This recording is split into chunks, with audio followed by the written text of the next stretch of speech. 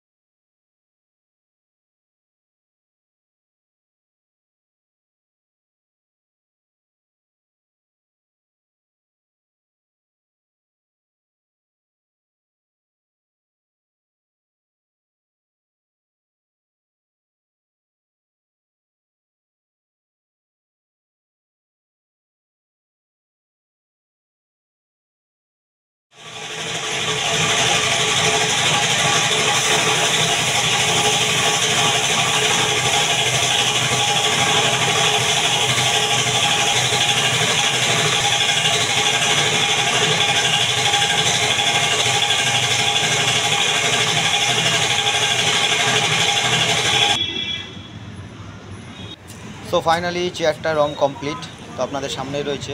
তো এরকম ধরনের রঙের কাজ যদি আপনাদের ভালো লাগে অবশ্যই চ্যানেলটা সাবস্ক্রাইব করবেন এবং অবশ্যই কমেন্ট করে জানাবেন আমাদের কাজটা কেমন লাগলো। পরে দেখা হবে নেক্সট ভিডিও।